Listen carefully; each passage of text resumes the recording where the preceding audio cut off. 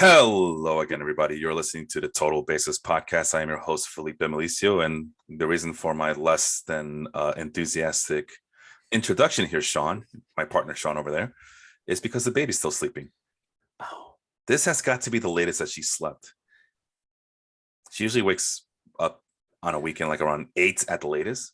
So I chose the wrong day to do a podcast with you, Sean. How you doing today? I'm good. Now I feel like I need to be quiet.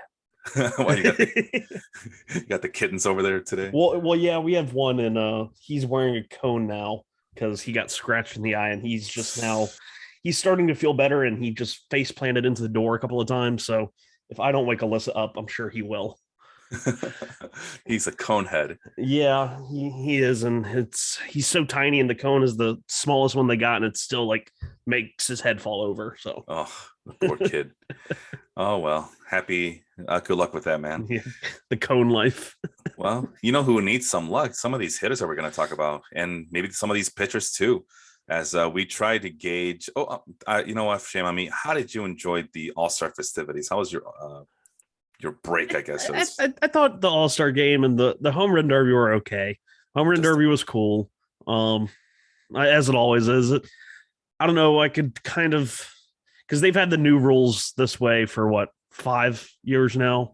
Feels like it, yeah. And I don't know. I feel like it might need like another change up, like something to do. And and then the All-Star game, just I've never been huge about any of the All-Star games really. So yeah, it's been not that I have anything against it. I just, I'm an adult now. I don't have that kind of time to be wasting 4 or 5 hours on an exhibition game like that. But the home run derby.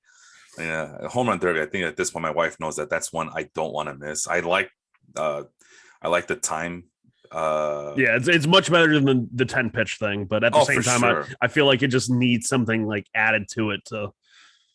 I don't know. Yeah, yeah, for sure. And it's like they're doing that whole thing with the home run derby X, where they're traveling around the world doing it with Adrian Gonzalez, Giovanni Soto, Nick Swisher, and them, where like they can actually catch the ball to like take away time or a home run from the other. It's pretty cool. I'm not saying they need to do that for the home run derby, but I don't know, something to look at.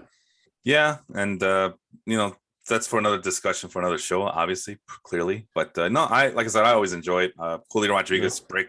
I had a feeling that this is going to be his breakout moment, and it ended up being his breakout moment. He lost, but it kind of reminded me when Vlad Guerrero kind of exploded into the scene at the home run derby as well. Sure. So. Anyway, well, these guys are not explosive. We have about a list of 21 names. I don't know if we're going to get to them all today, but let's start off with Yasmani Grandal. Let's start at catcher. Yeah, let's just do it by position. Why not? Let's start at catcher, Yasmani Grandal. He's been hurt for a majority of the year, and even before he got hurt, he was off to a really awful start. And what was the injury? Was it the lower body again, I believe? I thought it was a back issue. I don't remember at this I feel point. Like anytime he gets hurt, it's like calf, hamstring, or something like that. Well, yeah, because he's a cheater. He was suspended for PED. Everybody always forgets him. He's a name that's easily forgotten when it comes to PED suspensions. Oh, I can never forget, man.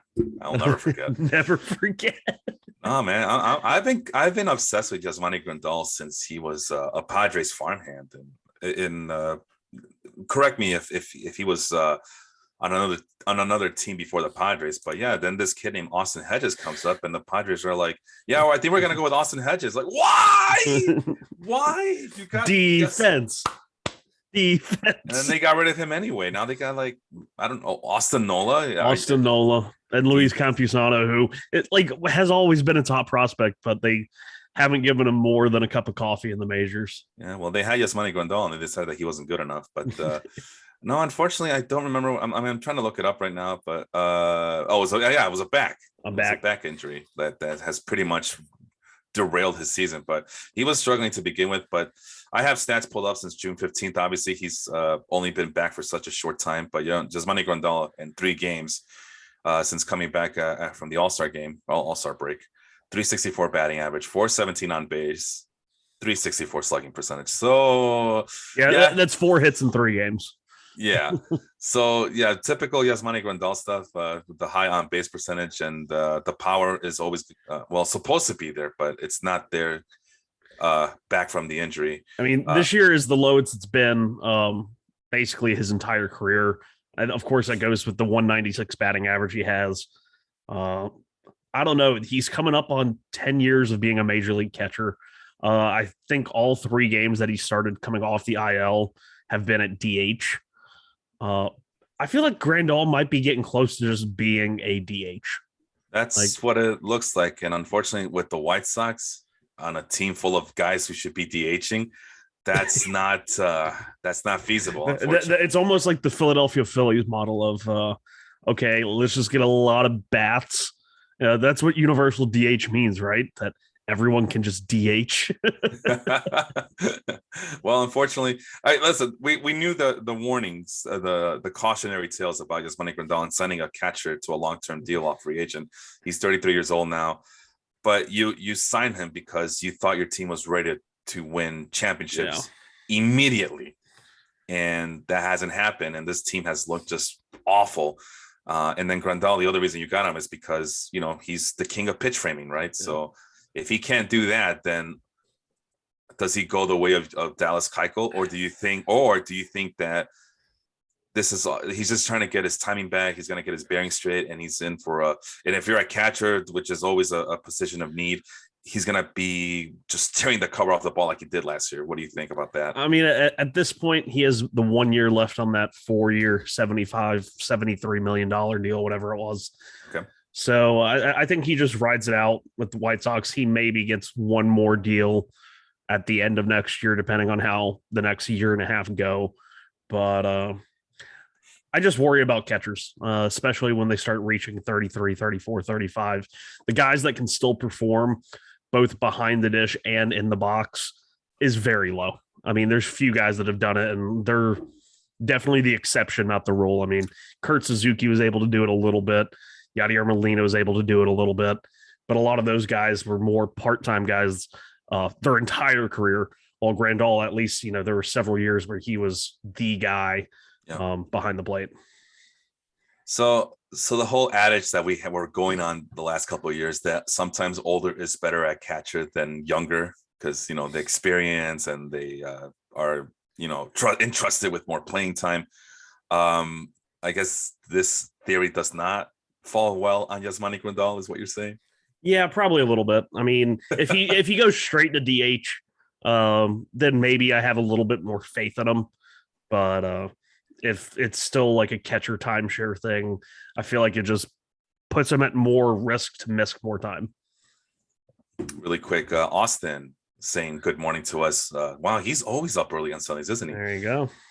Over there in stunt school, so we might be seeing a little mini celebrity of sorts when he comes back. You know how they get, man. They go into acting classes, and they take one acting class. Yeah, they become thespians. Like, he's gonna have to explain to me the simple intricacies of Jason Statham's and Harrison Ford stunts or whatever. Oh, I love it. I think Austin's gone for the rest of the month, so we can't wait to hear some of these stories. Actually, he's been updating us in other groups that we have here about how that's going. So interesting to see how that works out. Next guy on the list. Let's stay with the White Sox. Yoan Moncada. Bro, I don't know, man. This is the cautionary tales about putting too much stock on these prospects lists. This guy was formerly a number one prospect in all the land. The big fish, the big gain in the Chris Sale trade, him and Michael Kopech. Michael Kopech, another guy who we don't know what to make of him anymore because he's never around. He never pitches. No. And Moncada, he is around, and either is too, or he's not around. or he too is. I mean, everybody in the White Sox is hurt, right?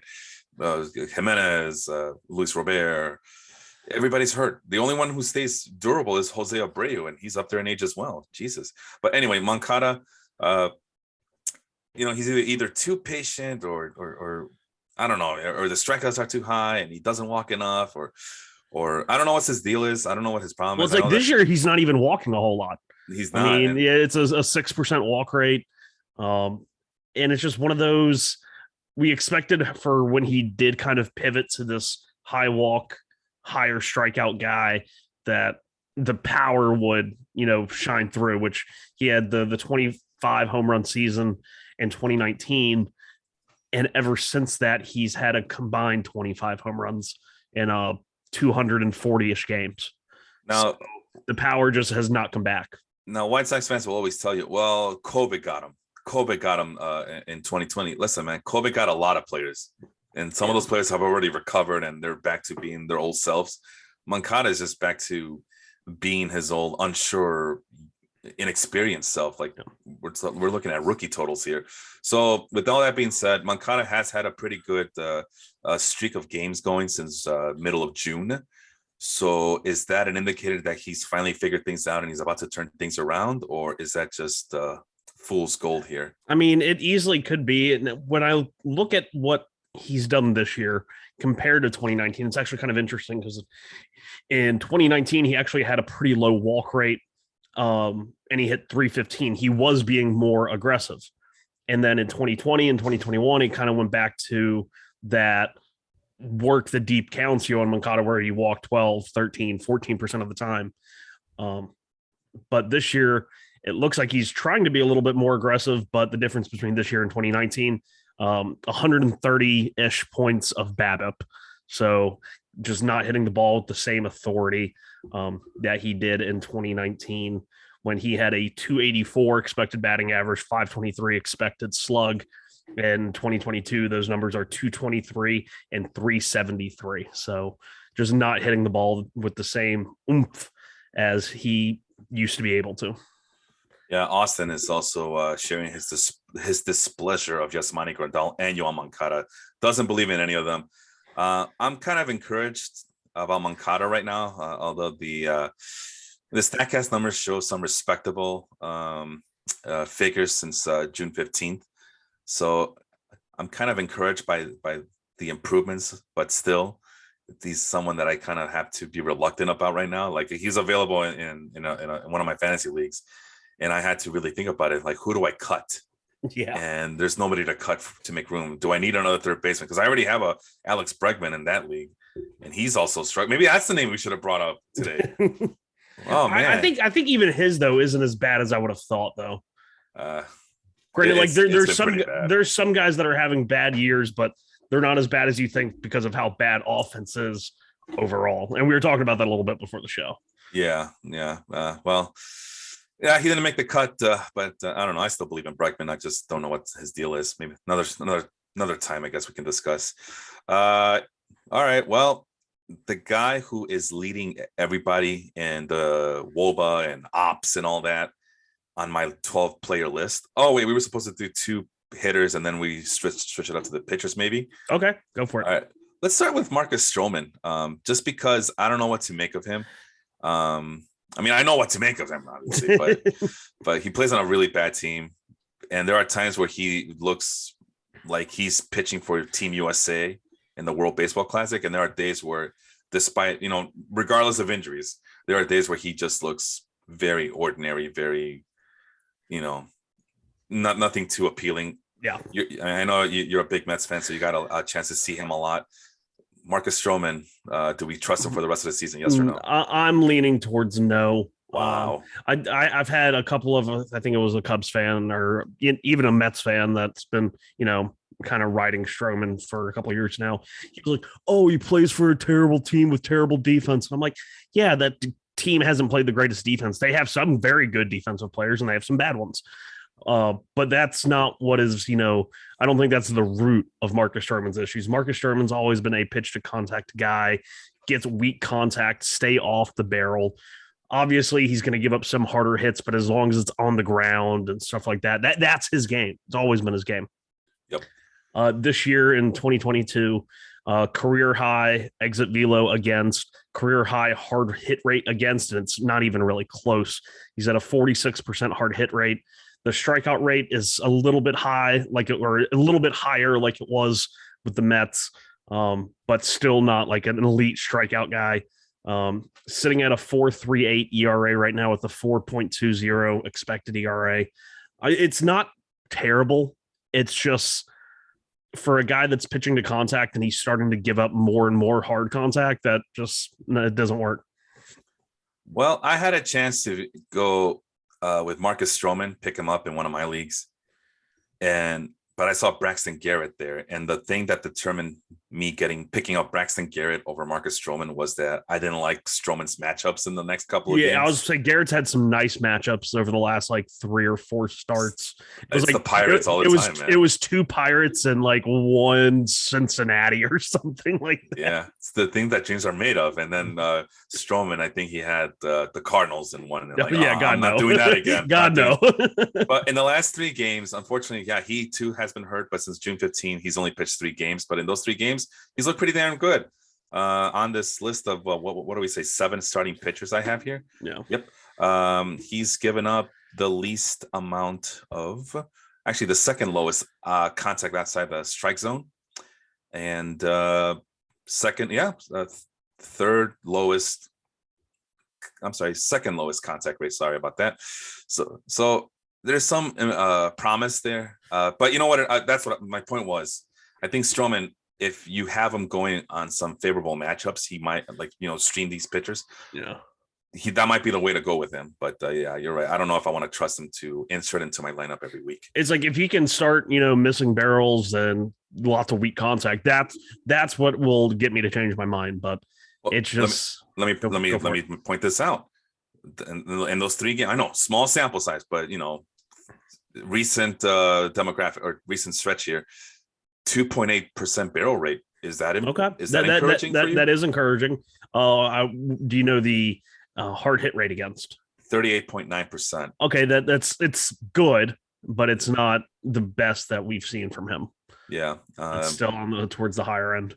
My concern is that he is consistently, no matter if it's a large sample size or a small sample size, he's consistently at a 9% ish swinging strike percentage. So I would you mentioned it.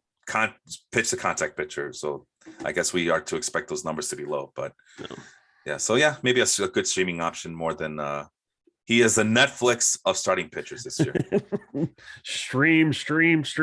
Yeah, his last 3 starts: Dodgers, Mets, Phillies. Not exactly what I would call great matchups, but he's only allowed 2 earned runs total in those starts. Only went 4 1/3 and 4 innings in the first 2 and 6 against the Phillies. So, look at that. Maybe there's a tiny bit of hope. Not a lot of hope, but a tiny bit. Him and his 222 BABIP. Yeah, over there. I looked up Braxton Garrett's last 4 starts, and they were Nationals, Mets, Pirates. So yeah, yes. Definitely. I remember seeing that, and I think I picked him up somewhere and streamed him for a couple of starts. All right. Well, we move on just so I can stay in order here. Aaron Hicks has the highest ops, like I mentioned, the highest WOBA. As you guys may or may not know, for those who play like we do, because we're crazy, we play in outfield leagues where we split them into left field, center field, right field, into those 3 slots. And center field is weak this year. I almost traded away Julian Rodriguez for Grayson Rodriguez, actually, to my guy Stephen Carey. Yeah, and I was this close to trading him away. Ooh. And then I realized, holy crap, who am I replacing Julio Rodriguez with? There are no center fielders. Yep.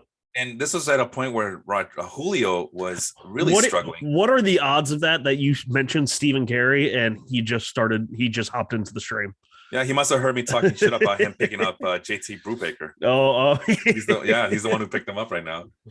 JT Brubaker here to save a season.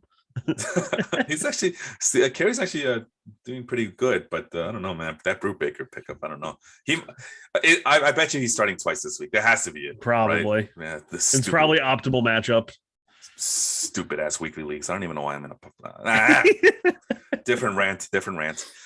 So Hicks is next in line. A little bit older, also injury riddled. But in the last since June 15th, like I said, 846 ops, 367 WOBA. 41% hard hit rate. He has he's one of the few players on this list of struggling players, so to speak, who is above 10% barrel rate. I've always liked the guy. I always think that if he just stays healthy and just stays in the lineup consistently, he can produce. But what do you make of it, Mr.? I have a podcast later tonight to talk about the Yankees. Aaron Hicks is just, I don't know it. He feels so much older than 32. You kind of know what you're going to get out of him. When he's healthy, he's going to draw his walks. He's going to have good at bats. It's just when he makes contact, just the quality of contact seems to be getting just progressively worse. with Aaron Hicks. The plate discipline always been there, but the defense is so still, and that usually kept him on the field. But now I don't even really know what the Yankees outfield situation. I know Tim Castro is starting a few games, then he got sent down, and Joey Gallo's Joey Gallo. So Aaron Hicks, I'm assuming, is playing close to every day, which is always a plus. I mean, you just saw me pick him up in our league, in a baseball life league, because Luis Robert hurt again. Because that's what the White Sox do. They get her. The White Sox for a long time, and White Sox fans will tell you this. That's the one thing that we're bragging about for a long time. They were like among the leaders in making sure that their starting lineup stayed intact and healthy and 100%, and were able to play for a majority of games compared to other teams. That was like their one ace in the hole. Well, we got the best training staff in the league, man. And it's gone. It's completely gone. And again, Jose Abreu probably the iron horse of that team. But no, I saw that Hicks was playing almost every day, and he's rostered in the Mardi Gras league as well, as I'm looking here. So out of desperation, I picked him up to replace Luis Robert, and the center field is weak this year. So far in July, he's having his best month so far. More walks than strikeouts, 12 to 10 walks to strikeouts, 298, 441, 596 over 60 plate appearances. So you might be catching a hot hand here. He has 3 home runs in those 60 plate appearances, the most home runs he's had in a month so far this year. So Aaron Hicks, could be a valuable, just playing the hot hand type deal. Yeah, well, like I said, I've always liked the guy. I almost considered him a keeper player a few years ago. Yeah, when he had that great year. Oh yeah, on base machine with a little bit of pop, could play a mean center field, strong arm. Just hasn't really translated into a consistent player. Well, let's stay with the Yankees. Might as well get this out of the way. Joey Gallo. Joey Gallo, there is nothing that is encouraging about his stats since June 15th. Check this out: 37.2 strikeout rate. Oh, that's interesting. But he counterbalances it with a 19.8 walk percentage. So, right, that's what we want. It's not that bad, right? He's almost walking 20% of the time, right? Oh, is that since June? June 15th. Okay, yeah, because he's at 15% total for the entire year. Look at that, man. There's a walk increase. Is that an encouraging sign for you right there? Possibly not. Possibly not. What about this? He has a 13.5 barrel rate and a 45.9% hard hit rate. That's a decrease in barrel rate over the entire year, and basically the same in hard hit rate from the entire season. Yeah, and the contact is just some of the worst numbers I've ever seen in contact rate. I mean, I've seen some really bad ones, but I know this is a small sample size, but like I said, we're just trying to figure out if the trends are going up or down on this guy. Outside the strike zone contact rate, 30%. Overall contact rate, 61%. I mean, even Javier Baez makes more contact than this guy. Is there anything salvageable for Joey Gallo for the rest of the year? Is this guy going to burst into explosive home runs, or if he gets traded out of New York, do you foresee him turning things around? Or I want to believe in Joey Gallo so bad. Same, because I think he could just be like the craziest player. I mean, just in terms of offense, defense, the arm, exciting home runs, like 500-foot bombs. It's just, I think I've given up. No, I'm definitely I'm so fatigued on it, because I want him to do good. Like, I don't even dislike Joey Gallo. I think he has a skill set and he does it very well. It's just, I think he's been, the approach is so beatable in that guys know that they can beat him in the zone. He's chasing more this year. I mean, he's still above average and not chasing, but he used to be like Daniel Vogelbach, like Juan Soto, Mike Trout levels of not chasing out of the zone. And I feel like his time in New York, it's maybe gotten to him a little bit, where it's just like, I gotta swing. And he's like, I gotta hit something. And now it's just that spiral going down.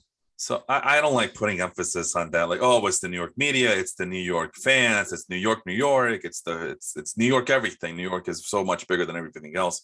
This ain't Texas, I can tell you that much. I try not to, because every time you hear about that, we see plenty of. I mean, the Yankees have almost 30 championships. So Yeah. it can't be that bad, right? I mean, it could be, but it can't be that detrimental where guys don't perform right. I mean, for every Javier Vasquez, you get an Nestor Cortez. So. Yeah, and I think it's not like necessarily for Gallo, it wasn't an immediate thing, but I think it's one of those things that just it builds and it builds, and once it gets to a point, like you're just like, what, you're lost, and I think that's what's happened to him. Because it was him, Bryce Harper, Chris Bryant. They were all tied together at the hip at one point because I think they're all Scott Boras agents, right? Yeah. Or Scott Boras is their agent, and they all came from Las Vegas. And Chris Bryant is Chris Bryant. Bryce Harper. I mean, because when Gallo was in Texas before the trade, he was at 223, 379, 490. He had an 870 OPS. Mm-hmm. And this year, we're looking at a 642. It's 624 since June 15th. No. So yeah, the numbers are reversed a little bit there. But I don't know, man. The other thing I could think of is that he was encouraged to just swing for the fences because supposedly there's a short porch in right field. Could that have messed up his I think it easily could have. Honestly, right? If because he struggled down the stretch last year after the trade, and maybe that was just one of those things where he's like, okay, maybe my approach from Texas, maybe I don't need to do that so much. Maybe if I just swing a little bit more, I'll hit more home runs because I don't even have to hit it that far. And the decision to swing more has led to, the so-called death spiral of his kind of career. Well, it's kind of funny, man, that Aaron Hicks, we just mentioned him, has a pretty similar approach, if not even a more patient approach since June 15th, just like Joey Gallo. Gallo, outside the strike zone swing percentage is only 25%. Overall swing percentage is 41.8%, and Hicks is at 19.5% and 38%. So these guys are very patient at the plate. Yeah. It's just funny that it has worked for Hicks, at least in the last month or so, but it hasn't worked at all for Joey Gallo whatsoever. And it's just, I mean, it just boggles my mind. And there's like no straight answer. I mean, but yeah. So when it comes to Joey Gallo, I'm looking at his chase percentage by month. In June of 2021, he was at 16.2. And then August and September, he started climbing back up towards 20%. The first 3 months of the season, he was at 30%, which was like the highest it's been in 4 or 5 years. And then so far in July, it's down to 14.8, which is the lowest it's been since sometime in 2019. It's like 2019. So maybe he's going back to not swinging so much. I don't know.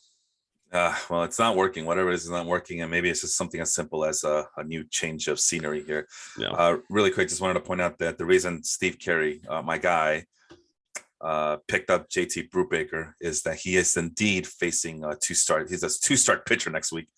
The Cubs and the Phillies. I like those odds. If Brubaker is on in Citizens Bank Park, that maybe that works.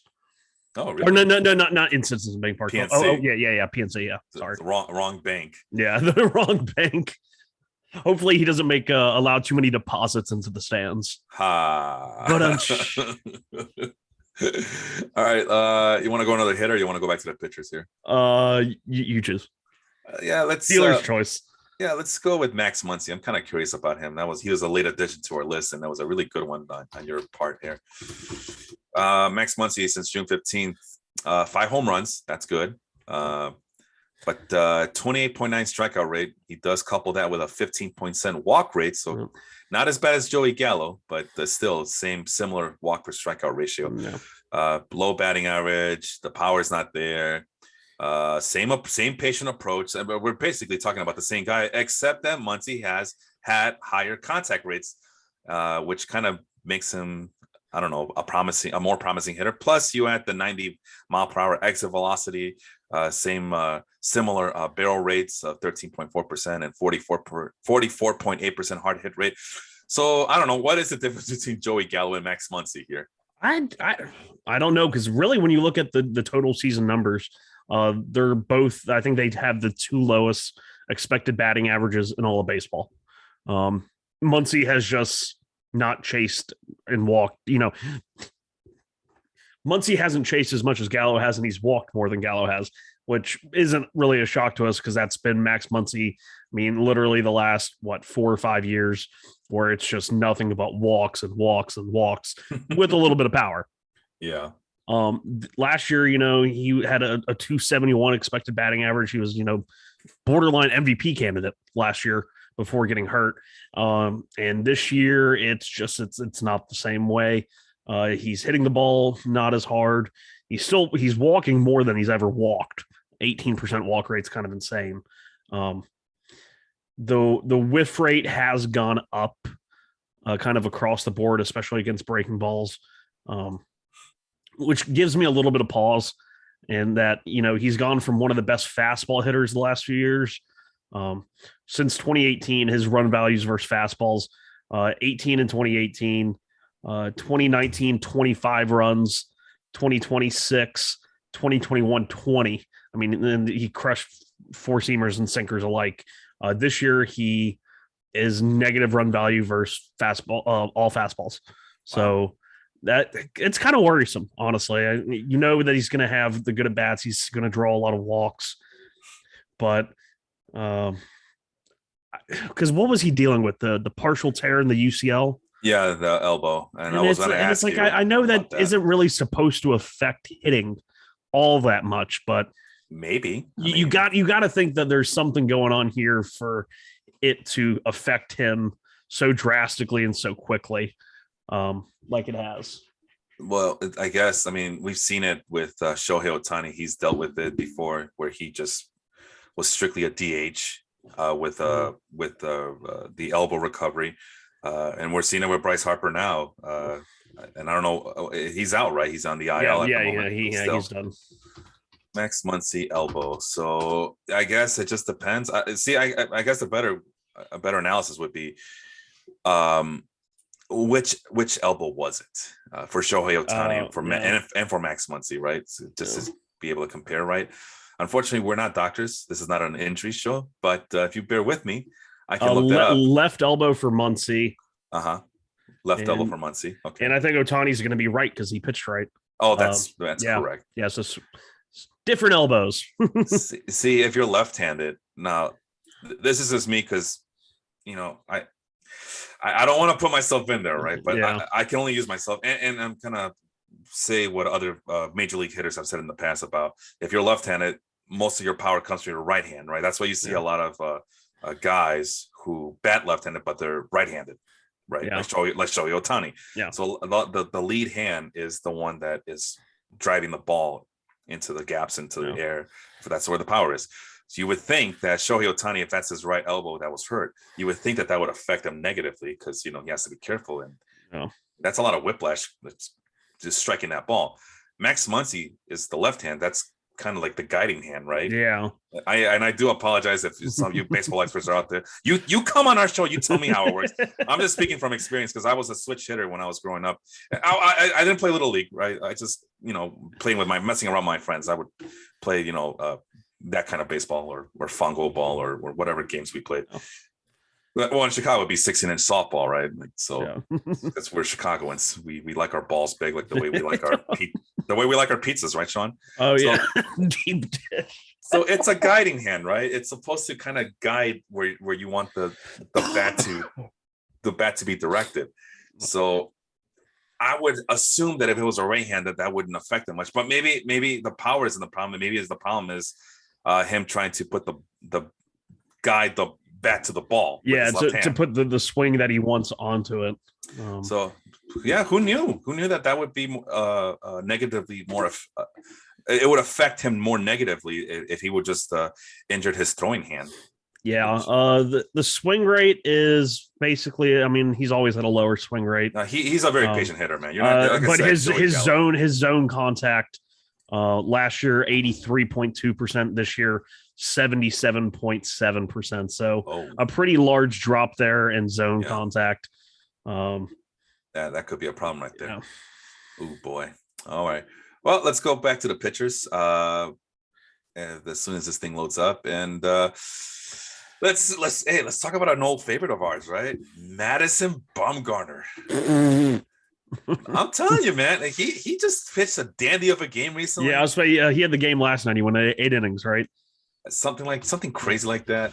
But since June 15th, you guys laugh, but since June 15th, here's his numbers, right? 7 starts. He pitched 7 starts. Like the strikeouts aren't there. I mean, he's up there in age. The velocity is down, right? Well, 92 mile per hour. I mean, it's higher than it has been the last 2 years. Okay, so he found something. A little bit. But the control is there. Only a 3 strikeout per walk ratio, 3.00 strikeout per walk ratio. The whip is still high, but he's not giving up home runs. That's good. Well, I wonder why. Nobody can hit home runs. Well, FIP is at 364. The other ERA peripherals are not good. The hitters have been very aggressive with him. Low swinging strike percentages. Just nothing too appealing here. But the big one is that let's see. Looks like he's pitching these ridiculous amount of innings. Is that what it is? Yeah, he has 40 innings pitched, which is the highest mark, the highest total of this list of 7 pitchers. So what does that average about to be? About maybe 6 innings per game in the last 7 starts. So a little bit of a modern day workhorse, Madison Bumgarner with the Arizona Diamondbacks. Maybe he's getting some sort of boost in regeneration with all these young buckaroos coming up. What do you think about that theory? I'm just like the 8 inning game last night was against Washington. He had a 7 inning start a couple weeks ago, right before the All-Star break against the Rockies, but it was in Arizona. He went 7 innings there. Well, Sean, I gotta interject here. Are you telling me that Madison Bumgarner is back to being a streamable pitcher like Marcus Strohman? Possibly. Yeah. I will say this: Madison Bumgarner this year at home has a 3.03 ERA in 11 starts. On the road, Madison Bumgarner 4.71 ERA. So kind of going back to like that last year or so in San Fran, where he was getting obliterated on the road, but was like one of the best pitchers in baseball at whatever that non-bank sponsored stadium is. Yeah, I think they're at telecommunications. Oracle. Oh, I thought it would be telecommunications, but I guess it's just technology. What did they used to be? AT&T or AT&T, yeah. and then they got bought out. No, it was Pacific Bell, then Yahoo or some crap like that. But obviously, they all got bought out by AT&T anyway, so it doesn't really matter. And I think AT&T is a part of the Warner Media conglomerate, so I'm surprised it's not called Turner Field, right? We used to have a Turner Field. Let's see here. Yeah, you're right. At home against San Diego, that's a pretty tough team. He pitched 5 innings. That was back on June 29th. 4 strikeouts, 3 walks, 105 pitches. Eesh. So he didn't get the win or anything. It doesn't look like it, but no, he's gonna go out there and he's gonna give you some innings. So if you're in a points league, hey, those are bonus points for you, right? That's 7 points right there that where there were no points to be had against the Giants at home as well, right? 5 innings pitched, same thing, 4 strikeouts, 3 walks, hit 2 batters for good measure, 100 pitches, and I think he might have gotten the win on that one. I can't tell, but the Diamondbacks won 8-3 back on July 4th. 13.5 fantasy points in my league.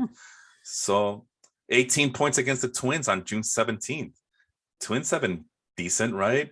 3 strikeouts, only 1 walk, 6 innings pitched, 103 pitches. I'm just like, if somebody else can have him. It won't be me. It won't be me. He's streamable, man. He's streamable. You just know when you just he's so streamable, man. He's Hulu. He's a Hulu. He's gonna come in with ads, but he's okay. You just gotta know how to use him properly, right? And then his next starts against Atlanta. So don't use him there. Against Kyle Wright. Don't use him then. Let's not do that. Let's not go crazy here, folks. But yeah. So yeah, there's some he's an option now. All right, let's go back to the hitters here. Who do we leave off with? Oh boy. Well, let's get Nick Castellanos out of the way too, because that's another big name that I feel like he should be doing better than this, especially in a hitter-friendly ballpark. You just mentioned it. It's a bank ballpark in Philadelphia. I mean, we saw what's his face, Kyle Schwarber, kind of have a sort of a resurgence there. Well, it's like with Schwarber, it's like I feel like Schwarber's become like that hitter where like high, almost like Max Muncy, but like more power. Like maybe he doesn't walk as much. He's going to strike out a little bit more than Muncie ever did. Mm-hmm. Talk about a bust in the home run derby. Oh my God. I had joked about it earlier in the day in our Mets chat. I had joked about it. I said, Pujols going to mess around and knock out Schwarber. And I said, Pujols is going to do something sick. And, or Schwarber, somebody said, no, Schwarber is going to do something sick. Like he's going to go all the way. And I think it was Andrew who said like, yeah, Schwarber's going to do something sick. And then Pujols eliminates him. And Andrew was like, he did something sick. Yeah, he hit 12 home runs in advance, 13, whatever the number was. No, but and I'm beginning to think that Schwarber might have purposely lost. Yeah. Because after he saw all the Latino players go up to Albert Pujols and kind of give him a standing ovation, I can hear him say, "Should I even try to beat this guy?" Apparently, I read it was, I think, in the Athletic that Paul Blackburn, the A's pitcher, who was their representative, when he entered the game, he was pitching to Alejandro Kirk. Yeah. And Alejandro Kirk kept calling for inside fastballs from Paul Blackburn when Pujols was at the plate. Paul Blackburn does not throw hard. Yeah. So I think they asked Blackburn about it, and he was like, yeah, I think Kirk was trying to get me to groove fastballs for Pujols. And I'm like, that doesn't surprise me. It's an exhibition game, right? Yeah. It's a different kind of cheating. It's a different kind of cheating. Yeah. Well, Castellanos, I don't even know if trash cans are involved and if cameras were involved could even be any better than this. It's just been bad. I'm not even going to bother reading the number. Here's a number for you. WRC plus since June 15th, 48. That's the lowest on the list. That's even lower than his regular season so far. Yeah. So and we talked about him on like one of our last shows about like what we think is wrong with him. And I gave my 2 cents. I think he's packed it in. I don't think he's happy about having to play the outfield. He is, I told you this before the show and I wanted to sneak it in. He has the lowest, he's the least valuable player among all qualified position players at negative 1.2 WAR. That's lower than Miguel Cabrera. That's lower than the now demoted Spencer Torkelson. Lower than Randall Grichuk. Yeah, talk about a bust. How many people were just climbing over themselves to try and sign Nick Castellanos this year? Wow. Well, shoot. I think we told you before, right, that our guy Larry tried to trade away Jordan Alvarez and Bo Bichette for Nick Castellanos. No. And we basically bullied him to do it. And look, Larry is one of the worst teams in the league, but he's had a resurgence in the last couple of weeks. And it's because we decided for him that he should keep Jordan Alvarez around and not Probably a good choice. A good choice that was made for him, for sure. And it's not even a thing with Castellanos. It's not even a home away thing like it was like in Cincinnati, where he was great at Great American Small Park. And then he was just kind of like middling on the road. He's just equally bad home or away. 655 OPS at home, 659 OPS on the road. So it's just, man, it got ugly real quick. Well, it couldn't. I hate to do this because he was so consistent. Bringing up fan bases and media attention and all that. Philadelphia is another notorious East Coast hellhole. Hellhole, toxic grape dump that it is in terms of the sports landscape. But we've seen plenty of players succeed there too. I mean, they have a championship in 2008. They had, before that it was in 1980. So it's not like this. Well, I mean, it's been a losing franchise for a long time, but there has been success. There has been time in 93 where they made the World Series as well, and they beat the very good Braves team to make it there. So it's not like these guys cannot succeed. Yeah. Or they can come back to me and say that it's an attitude thing, right? It's an attitude thing with these players. But we saw Mike Schmidt, who was booed relentlessly because he wasn't a fiery guy, at least from how it's explained to me. But Mike Schmidt is one of the greatest third basemen of all time. So. Yeah. Well, I think I might have just, very scratching the surface here, maybe to lead to something else. But Nick Castellanos in 2020 during the shortened season had that like pretty terrible year, and he opted into the contract. He had a chance to opt out in 2020. He didn't. In 2020, Nick Castellanos got the highest amount of breaking balls he had gotten since 2013. which was his debut year. They threw him breaking balls 40% of the time. It had a terrible year. Last year, he only got them roughly 36% of the time and, was great, but wasn't really great against the breaking balls. He did have 10 home runs against him, but only batted like 230. This year, pitchers are back to throwing him 40% breaking balls. He's batting 216 with only 3 home runs against him, near 40% whiff rate. So maybe it could just be simple as, because every other year his breaking balls against was like, 31, 32, 33%. So a jump to 40 is pretty remarkable. Maybe it's something as simple as that, as he's not hitting breaking balls. -9 run value against sliders in 2022. That's the lowest run value for him against any pitch since 2017 when they started tracking run value. And Castellanos has never been a guy who takes walks and is patient at the plate. This is the opposite of the other guys we mentioned, the Max Muncie's and the Joey Gallos of the world. I mean, this guy on the list of 12, he is the most aggressive hitter by far. It's like not even close. 47.5% since June 15th, 47.5% outside the strike zone swing percentage, and 60% swing. I mean, 60% swing rate. That's like Ryan Mountcastle numbers right there. Yeah. But without the success. Yeah. Right. So, and I mean, he's his line drive percentage. He was always a great line drive hitter. I mean, even when he wasn't hitting a bunch of home runs like in Detroit, he was a great doubles hitter. This year, his line drive percentage has dropped from 29.3 the last 2 years to 21.9. That's a dramatic. That will literally just put your BABIP on a cross and kill it. I mean, that's like full blown execution of your BABIP. And the last thing I wanted to mention about him, and the only reason I bring up the fan bases and the cities that he's played for, the city that he plays for now, is because like you mentioned, debuted in 2013 with the Tigers, then gets traded to the Cubs, ends up with the Reds. I mean, the Cubs is where he was given a big standing ovation. And like I mentioned before in that interview where they played a clip of Joe Madden just singing his praises, and he cries and he gets a big standing ovation. I can only imagine what would have happened if he did the same thing in Philadelphia and how negative that would have been for him to do so. And that's why I'm thinking, like, maybe I'm wrong. Maybe there is something more to these intangibles that we can't measure, these toxic fan bases being bad for these players. But I think you might have, I think your explanation is a little bit better than mine. So I like that. I also want to bring up that I think Nick Castellanos might be the worst defender of my lifetime. Yeah, like it might not even be close. I mean, this is just an OAA since they started tracking it, -66.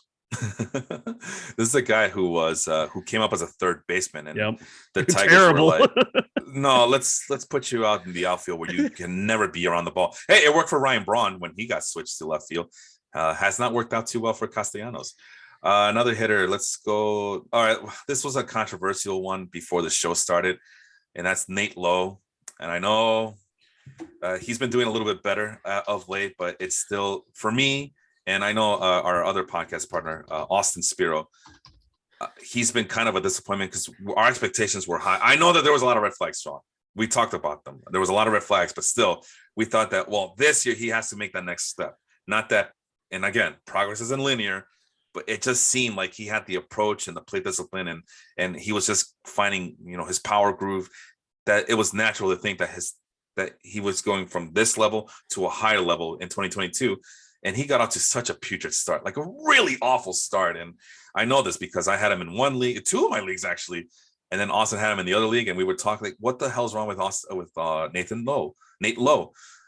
And I go, I don't know, man, but I think it's getting to a point where it's not worth keeping him around. And I think we both cut him in all our leagues, but now he's kind of bouncing back a little bit, and where he might be fantasy relevant. And I don't know. I wanted to get your thoughts on Nate Lowe there. Yeah, I mean, he had a solid month of April. Batted .313 in April, was terrible in May, and then in June he had kind of his breakout. He had 7 home runs, a .910 OPS. You see, I think Nate Lowe is just a very good player. I don't think he's like terrible. I mean, he might be a little underwhelming from what we were expecting, especially defensively. I had heard great things about him defensively at first base in the minors, and he's really just been terrible at first base in terms of outs above average. I'd have to look at DRS, but solid, keeps the strikeouts under control. He's walking a little bit less this year, but that's led to a little bit more aggressiveness, more line drives, which I always felt he had the bat control to not be a guy that relied on a 10, 12% walk rate. I really like Nate Lowe. And I think my favorite thing about him that you should like about him is that even though he's a lefty, for most of his career, he actually hits lefties better. And this year is another one of those years. He's batting 283, 327, 554 against lefties. That's an 881 OPS to go against his OPS versus righties, which is only 720. The average and the on base are roughly the same as it is versus lefties, but he's hit for more power against lefties, which is an interesting, paradigm for a guy like Nate Lowe, the big burly 6'4" lefty guy, to actually be able to do that.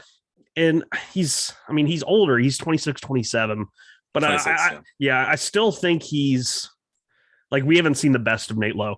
We've seen improvement for sure. Yeah. And I think the more we see that, the more like he could have just one of those years where, like, I don't know who's a random like first baseman who had like a career year, like was just kind of middling before like a left hand. Yeah. Like CJ Crone or lefty. Like left-handed Jesus Aguilar. Like, I don't like that. It's kind of like Aguilar had one of those years where, I know it was like 30 something home runs, like between. But we know that was a fluke. We knew that was fluky. Then we saw him at the home run derby, and he just looked awful. When was he in the home run derby? I forgot that. I must have forgotten that year. Probably the year that they had it in Washington, I believe. He was a Brewer. He was a Brewer at that point. Yeah. I remember when he spent that last year in Milwaukee. It was 2019. The Mets faced him before he was traded. And oh my God, they had another first baseman on that team that played more regularly, I think. The Brewers did? Yeah. Oh God, sounds right. But yeah, he like Aguilar absolutely destroyed us. Well, Nate Lowe, I had him as a top 13 first baseman, right? I'd have him like right in that 12, 13 range. Yeah. All right. Well, here we go. Let's see. How does this list change for next year? Is Nate Lowe better than Anthony Rizzo? You're already thinking about it. Is Anthony Rizzo a free agent at the end of the year? No, he signed an extension, I thought. How many years was it for? 2-3 years, I think. I push. I think they're close. They're close, huh? Because I think Anthony, it was a 2-year, $32 million for Rizzo. But it's a player opt out. He can't opt out. Interesting. Oh, you got it. Oh, you found it already. Yeah. Okay. Yeah, he can opt out at the end of this year. CJ Crone. We just mentioned it, didn't we? Yeah. It depends on where Crone goes. I mean, Crone's a good hitter, but he's like an elite level hitter in Colorado. So. Oh yeah. Definitely depends on where he goes. So those are guys ahead of Nate Lowe, behind Nate Lowe at number 14 and 15. A couple of rookies here, Alex Keralov and Spencer Torkelson. Do those guys have a chance to have higher upside than Nate Lowe and supersede him? I think they both have higher upside, but I think they also have much lower floors.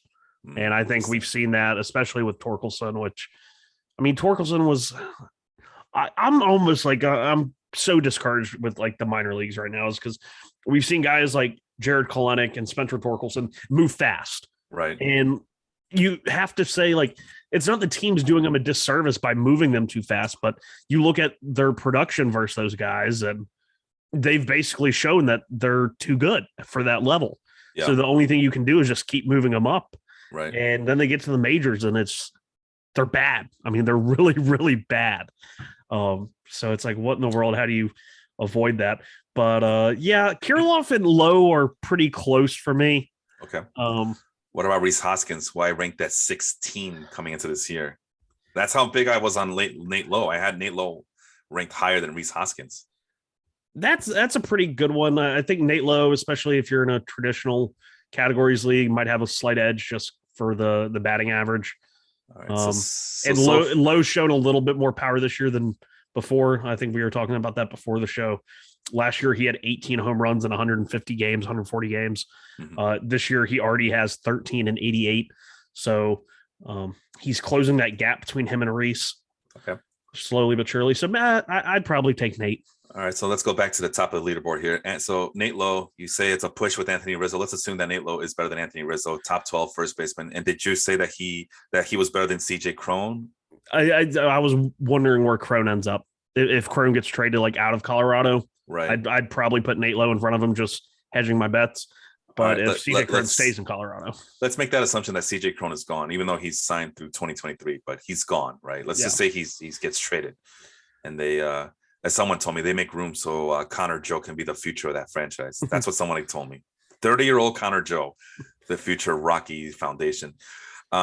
Nate Lowe. Okay, so now Nate Lowe's in top 11 category. Is Nate Lowe better than Jared Walsh? I haven't even paid attention to Walsh this year. Walsh, I know, has a bit more platoon issues, which now I sound like you. It's real. It's real. Yeah, this year, 644 OPS against lefties, sub 275 OVP. He was even worse against lefties last year. So yeah, I'd probably lean towards Nate Lowe just because he has the chance to play every day. Oh boy, here we go, Sean. So now we're talking about Nate Lowe being on a disappointing list, and now we have him as where are we now? Top 10. Is he better than Joey Votto? Yeah, I think that's going to be an easy pick for next year with how top 9. Top 9. Max Muncie. Is he better than Max Muncie? Oh, it depends on how Muncie ends the year. Well, it depends on his guiding hand, right? Yeah. Oh shit. Okay. Can you still see me? Yeah, I got you. Okay, I lost my screens here. Jose Abreu. He's a 7th. I had him ranked number 7 coming into this season. Jose Abreu. Oh, that's where it stops. I feel pretty confident about that. Yeah. All right. Even though Jose Abreu is going to be in his mid-30s next year. And I'll take Abreu. I feel like that's where I kind of lose my sureness of Nate Lowe. All right. Yeah. Going out with the established veteran.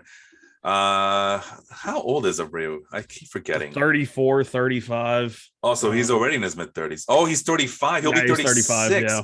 You're going to go with a 36-year-old Jose Abreu? He's still smacking the shit out of the ball. Oh, man. You would assume that it has to end eventually. And this is a career-high walk rate year for him, too. Yeah, he's always I believe, a career low strikeout rate. He's at 14.7%. Like, he was never a high strikeout guy. No, because I dropped from the 22% to 14, 15, and he's increased his walks each of the last 3 years to 11% now. I'm all about Jose Abreu now. I used to just say he was a compiler. Like, yeah, he just plays every day and he gets a lot of RBIs. Like, whatever. Well, that's a skill for the White Sox nowadays. He's literally the rock of that franchise, even though they got younger players on that team that are supposed to be more explosive. But no, Jose Abreu has always been a guy who is a very aggressive guy on the at the plate, but he makes enough contact where the strikeouts shouldn't be a problem. Abreu is a free agent next year, though. There's no way Jose Abreu. I thought he signed an extension. He did. It does. Extension already. Time's up, man. Time's up. There's no way he leaves, though. Those 3 seasons went by really fast, right? Well, he was supposed to be the stopgap while Andrew Vaughn figures things out. So. Oh yeah, shit. He is a free agent. You think I'm lying? You think I'm lying? I'm shocked because that was already 3 years. Well, I'm going to say that. Okay, fine. Let's just stay that way. So if you're Jose Abreu, where do you want to go next year? If you're not coming back to Chicago, Miami. It's closer to Cuba. Interesting. Closer to Cuba, and they could use him. Yeah. Well, they'd just still be blocking Lewin Diaz again. That's the thing, right? Does Miami even want him? Well, they got designated hitters now, so that's not going to be an issue. But that's actually a good question. Does he fit with the Marlins? And I'm just saying because he wants to. I'm just assuming he wants to be close to home, but this is his home. Yeah. Chicago is his home. He's fallen in love with it. He's been here for forever. He says he wants to be here forever. Well, money. I know that money talks, and this is probably his last contract if he decides to sign. But who's the first baseman now? Jesus Aguilar. I mean, he's better than we just established. Yeah, I mean, right now it's either or Garrett Cooper, like Lewin Diaz. Garrett Cooper, I think, is a free agent, isn't he? Probably. I mean, I would take advantage if I were him. Yeah, sucker people into giving me lots of money. I don't see anybody of worth here. Oh, there's Lewin Diaz. I see him. Yeah, wow. Lewin Diaz would be like the only person. Okay, so Cooper has 1 more year of control. But I would expect him to get traded, honestly. Yeah, Marlins need something back. Granted, they did just in the draft, they drafted the Hispanic Titanic, Ivan Mendez. Oh, got drafted, and he got drafted to Miami, and he's the big burly right-handed bat, kind of like Pete Alonso Jr. He had a crazy good senior year this year, so. I would have suggested maybe Abreu goes to the Angels because that seems to be an Angels thing to do. Yeah. But they'll give him a 10-year contract like they did for Pujols. Well, Pujols was what, 30-ish years old at that 30 years old. Oh wow, we're going there now, huh?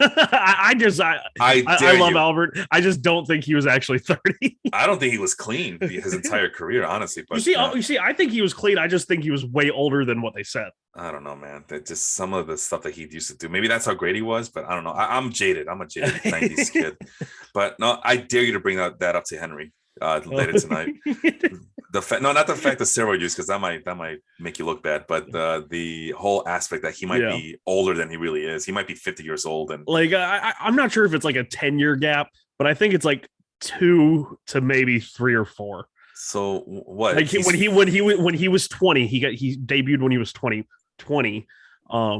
Maybe he was actually like 22, 23. Like that could kind of explain some things because he was he came up and he was very mature for a guy who was coming out of the minors. I don't even remember him being a highly touted prospect. That's why I don't know. My memory is kind of jaded, hazy at that point. I mean, we're talking about 20 years ago. I just remember that he was available in a lot of my baseball leagues, and I picked him up in a lot of my baseball teams at that time. And he helped me win championships that year because he was just so damn good. Yeah, but he was a rookie. He played all of 1 year in the minors, 133 games. He went from A ball to high A to triple A. He played 3 games in triple A in 2000, and then 2001 he's 1,000 OPS in the majors. What? That's why I think it'd be an age thing. Like he's more mature than he really is because he is mature than he is. Maybe he's 24 at that time instead of 21. But I also think he was doing stuff that he wasn't supposed to be doing, but there's no proof to do that. Yeah. So it's just, but like I said, it's just speculation. Okay, so he's 42 right now. He'll be 43 next year. You're saying he's 45 now? Yeah, 45, 46. Come on, guys. We're just supposed to believe that he has been doing it the right way this whole time. Come on. We've seen what happens when guys try to do things the right way in their mid-40s, and it's not a pretty sight. I mean, anyway, that's another story for another time. I don't want to get crucified. Yeah. I'm sorry, man. I grew up in the 90s. All my favorite players ended up juicing, so I don't believe anybody anymore. I don't believe anyone. This guy, 2001, he's right in the middle of it. You're telling me that he didn't see what other Dominican players were doing, and he's like, hey, that's a great idea. 13th round pick. Who do we make? Mike Piazza was a 47th round pick or something crazy. Oh, Mike Piazza juice. And I get ostracized for that as a Mets fan. He definitely chooses. Yeah, but anyway. People are like, oh, they had no. Your proof is he had back acne. No, my proof is he added like 30 pounds of muscle in 3 months between like the end of the season and when he reported to spring training. I mean, there is something to be said about guys who work hard and put the work in and all that crap. But come on. Mike Piazza was a favor by Tommy Lasorda. He did his friend a favor by drafting Mike Piazza. Anyway. And I don't think he did it like I really don't think he did it for like his entire life or his entire career. I think once he got to New York and high expectations, if you talk about Eastern fan base, I think he did it then. No, man. I think that's what helped him get to the show. That's what helped him become an all-star. Those guys don't stop, man. Those guys don't stop. It's not an addiction per se, but the addiction comes from the results. You get more money, more attention, more fans, more women. And your body looks great. It's never looked better than it has until you started using. It's an addiction. I mean, we see parallels with wrestling and all the other sports. Well, why? I don't know. That's a different story for another time. I don't want to. I apologize for going into that tangent, but it's a sore spot. So yeah, 45-year-old Albert Pujols. Anyway. Let's go on to the next on the list. I mean, Joey Votto. Let's talk about Joey Votto. So there was a point earlier in the season where Joey Votto was like, hey, we might have something here with Joey Votto because he switched bats or some crap like that. And then it came crashing down. He's 38 years old, strikeout rate at 28.7%, only 6.4% walk rate since June 15th, which is not what we're used to seeing from him. Any other thing that aggressive? He's a 50% swing rate, Sean. Yeah, he's switched up the MO. He was terrible to start the year, and then he was really good in March and June. And then I want to say he left. He got hurt in June. He might have missed some time. I played 11 games in May, 26 in June. So no, he was good in May and June, and since he's come back, just not very good in July. But he's just one of those guys it always seems like all it takes for him to do is just tinker one little thing, and he's right back there. So yeah, 37 WRC plus March, April, 178 in May, 135 in June, back to 34 in July. So we'll see how the next 2 months go. If he goes on the one bad, two good, one bad, two good, he could be a guy that, possibly is, on fire in the last 2 months of this season. So as it stands right now, he has back problems. But yeah, it was like he was on the IL, I think, for a little bit. No, he has back problems right now he's dealing with. And that might have, to your point, that might have been the thing that got him on the IL. I see here an update from May 20th. Votto illness was activated from COVID-19 injury list. Oh, okay, so he had COVID. Okay, that's what it was. Yeah, that'll do it to you. We talked about listen, if it's the back, we just talked about it with Yasmani Grandal. And if it's COVID, we just talked about it with Yohan Moncada. So he's getting both of them at the same time. So you can only imagine. All right. So Votto, do you trust him? You say that all he needs is a little tinkering and he's good to go? Or? Out of any of these guys, he's probably the one I trust the most because he said it when he had that terrible start to the year. Somebody wrote the article, I think, on Fangraphs and was like, is Joey Votto done? And Joey Votto screenshotted it, posted on his Twitter and was like, no, like you're going to get more. And, all right. Like he's just one of those guys. Like he said he was going to do it, and he did it. Did you hear anything about the bat that he was using to start the year? That I want to say he had switch bats in spring training, and then he went back to his normal bat. I think that's what it was. Oh, okay. I thought it was using the hockey puck bat. I think that's what it was. Yeah, the new hockey puck, like the big heavy knob at the bottom, the weight or whatever. So. Yeah, but I thought he was using that during the season, though. That's the thing. I thought he was, and then he switched. I'm not 100% sure, though. I have to look that up because I could have sworn that was in season. Yeah, April 29th, Joey Votto's experiment with his new hockey puck knob. He was using it, and he was terrible, and he went back April. to his in April. Not during the spring training, not just spring training, but in April as well. So that might have. Well, he had switched to it in spring training. Oh, I see what you're saying. Yeah. And then he switched off of it when he was terrible in April. All right, moving on. You know what? Pick a pitcher, any pitcher. Go ahead. Right here. Let's do German Marquez. Oh, all right. Colorado really, screwed the pooch on this one. They had a chance to trade him last year, and they could have gotten a haul. Oh, yeah. Do they trade him? Do they even entertain trading him They're not getting anything for him at all. I know he's in his mid-20s. He's only 27 years old, but still, he looks damaged, man.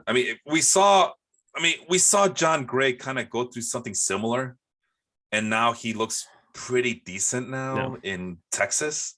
As we know, Texas is now a pitcher-friendly ballpark. It's not the ballpark in Arlington anymore. It's the Global Life Field. Or that's what I thought. That's what I had been told, was that it was playing towards pitchers.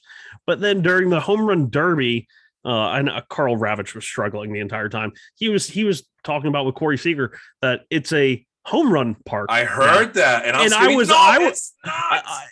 I started to question myself, and I meant to go and like double check it. No, we Austin and I took a look at this. It's a pitcher's park now.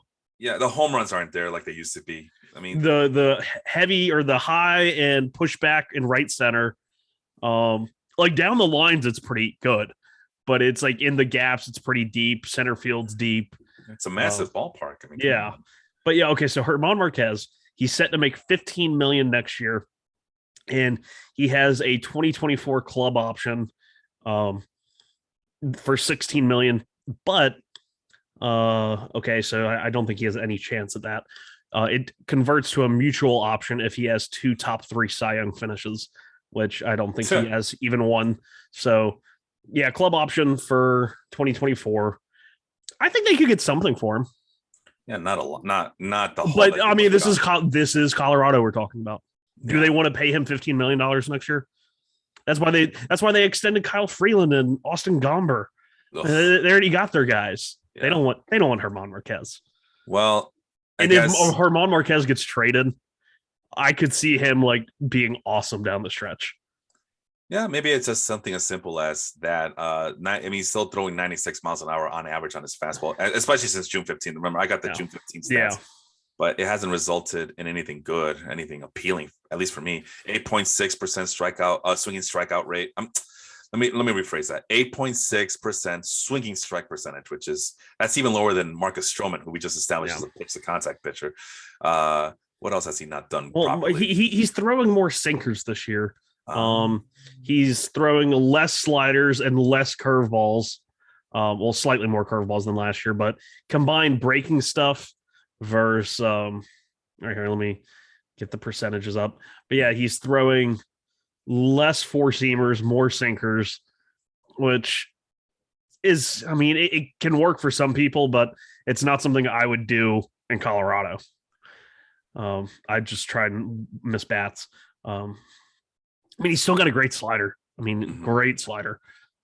It's just that fastball is getting killed. I don't know. I haven't heard any rumors about him. That's the weird thing. Was this time last year, everybody was talking about Herman Marquez. So it kind of he might sneak under the radar in a trade to somebody this year. Well, this is insane. Look at this, man. Home versus away. Oh God, year. It's so bad. No. Look at this. Strikeout per walk ratio, right? 3.27 at home, 1.64 on the road. So the whole thing about, if Marquez was pitching away from Coors, he'd be a lot better. Not necessarily.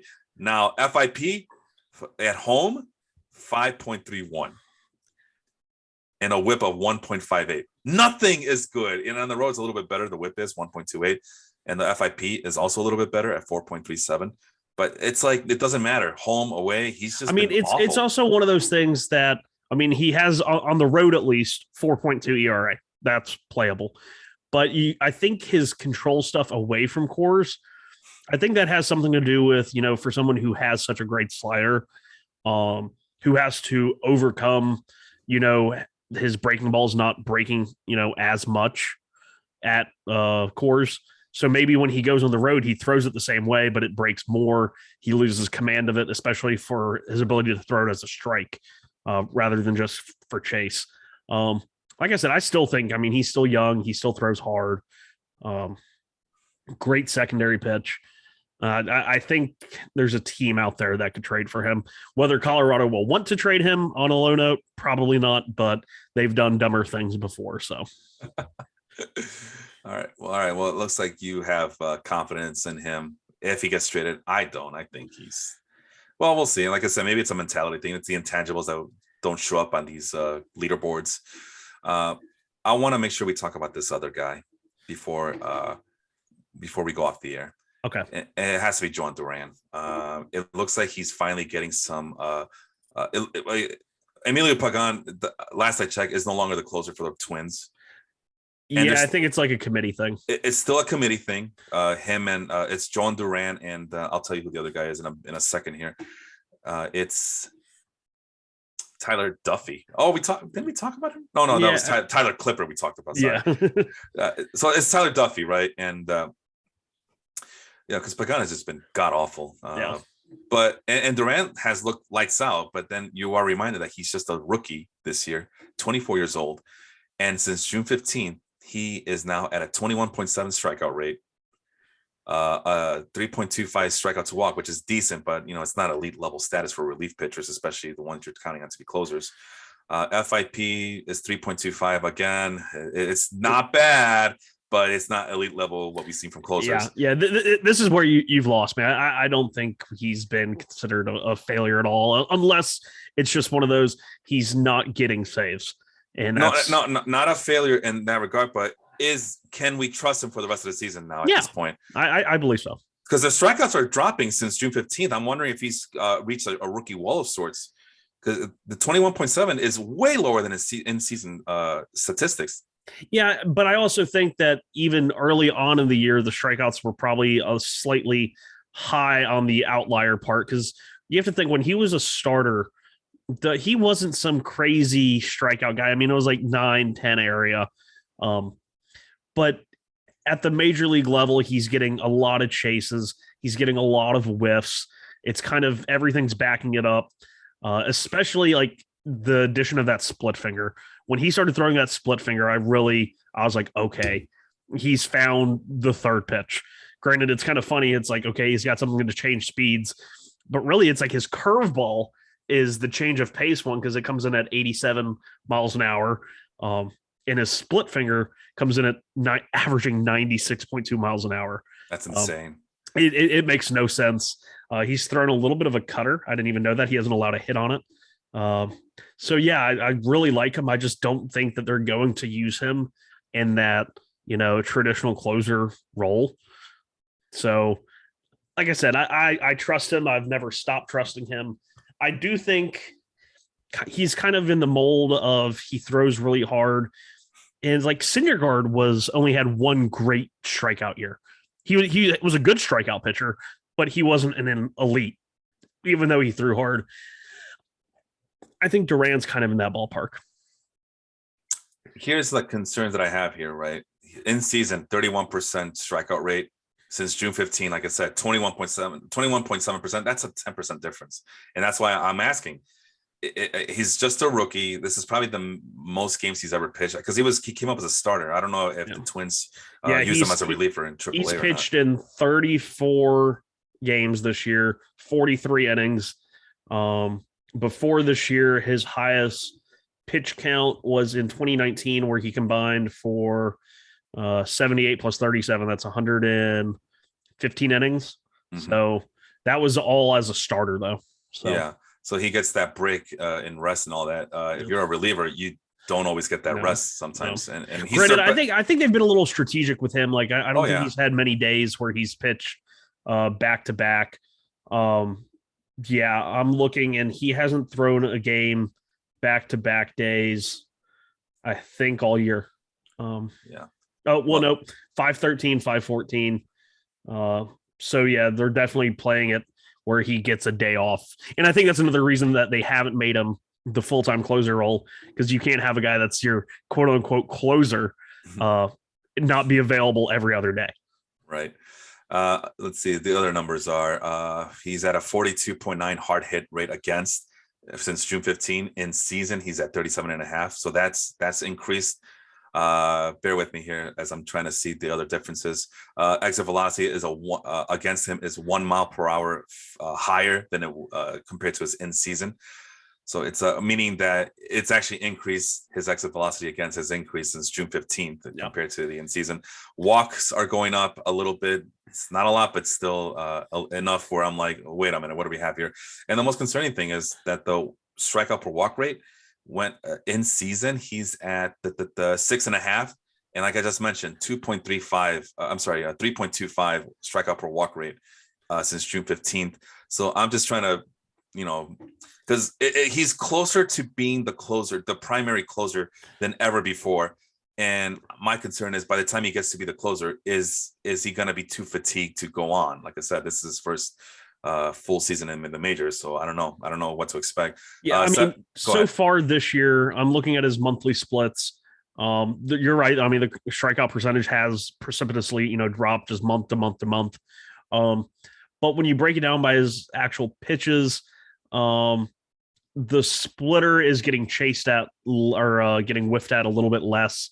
So I think that might be an adjustment on hitters, knowing that he, that pitch for him is really more of a chase pitch than a in the zone pitch. And then the fastball is getting hit a little bit harder the more they face him. The first 2 months, they batted 167, 174 against his fastball. The last 2 months, they batted 263 and 400. It doesn't have very good vertical life. It's actually, pretty below average fastball in that regard. So maybe it's one of those major league hitters, even if you throw hard, they can square up. They're going to square up a fastball if it doesn't have, great life or great movement. So that could be his thing. I think it's a more hittable fastball than the velocity would make you believe. But I think the curveball and the splitter, as long as he maybe pivot, he has to make his own adjustment, which he kind of has because he's threw the fastball 59% of the time in May, and it dropped to 45% in June, and it's around 50% now in July. So if he starts maybe throwing the other stuff more, you can increase the effectiveness of the fastball. Yeah, I'm not terribly worried about him. Like I can see where you're coming from, but I'm not terribly worried. Other things to be concerned about: contact rates are up since June 15th. Like this guy was nearly unhittable, and he's still kind of unhittable, but not those elite level statuses that we're used to.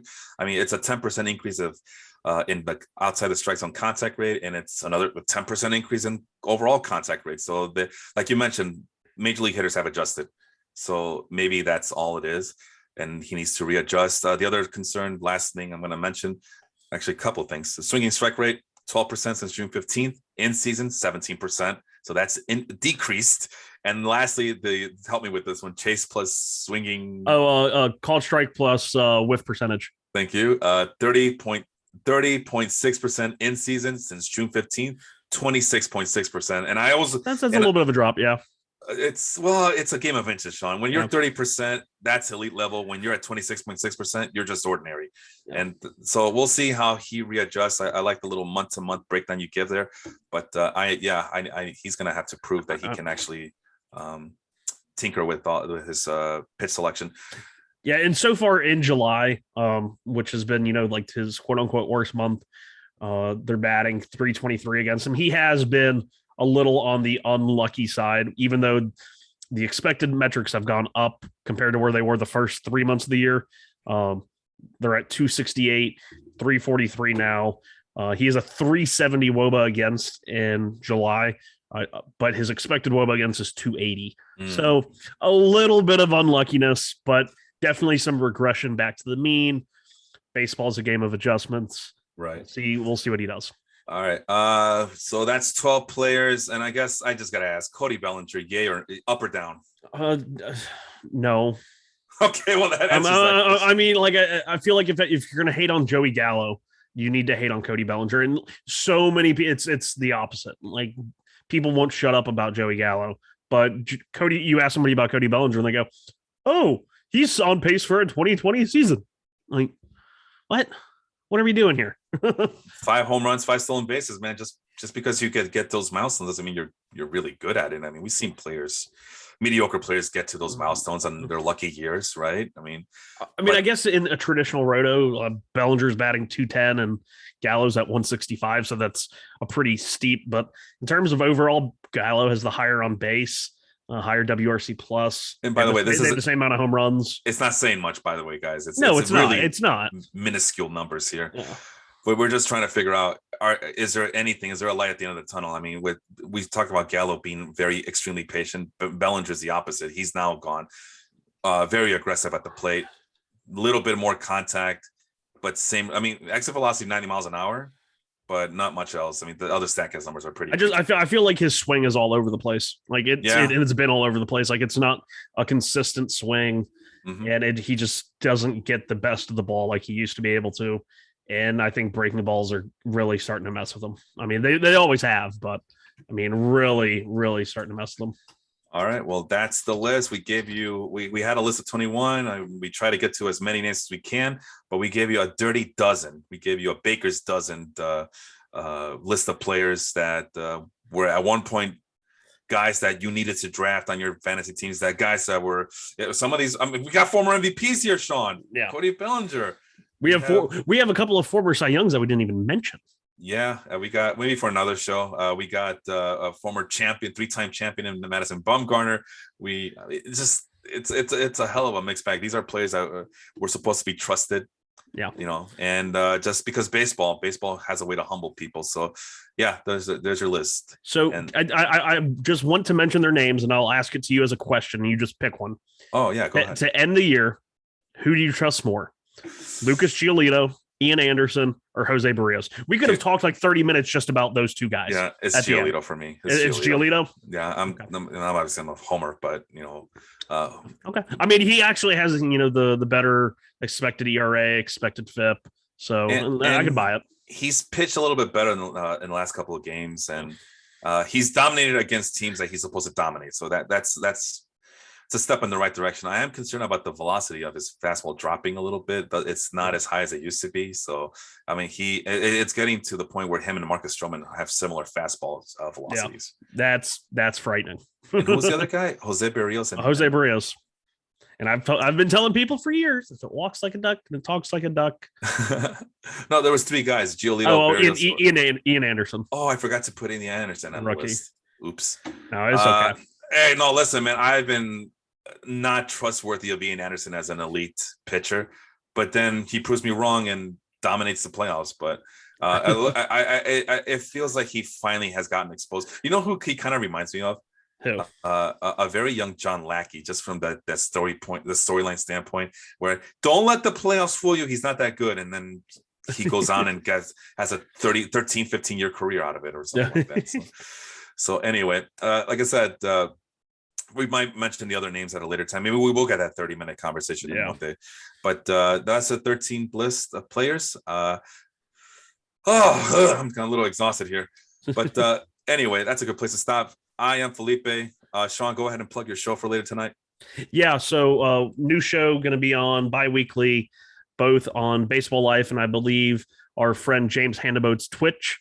It's called Orange Pinstripes. It's going to be everything New York, 2 Yankees, 2 Mets. Me and Vince are going to be on the same show, so God bless everybody else who's never going to get to talk. But yeah, I think we're going at 8 Eastern tonight, so okay. Be sure to be there. It's going to be fun. I'm going to try and take off my nerdy sabermetric hat for a little bit and try and put on my Henry shit talk hat for a little bit. So, we'll see how it goes. I mean, we have 4 big personalities. Well, James is kind of soft spoken, so I feel bad. But I'm assuming he's the one hosting. He's the one. Yeah, I think that's the idea. He's going to be directing traffic. Yeah, hopefully we'll see. I don't know. Vince usually does that, but if you're gonna, hey, I might have to be like, friend. Yeah, I was say I think I might be the one to have to be like, hey, Vince, no, come back. Wow. Well, anyway, stay tuned for that over at the Baseball Life Facebook group, the greatest baseball group on Facebook ever. And again, that's Sean over there. He has a show to get ready for. I am Felipe. Thank you for tuning in. Thank you for listening. We'll see you guys next weekend. Adios, guys.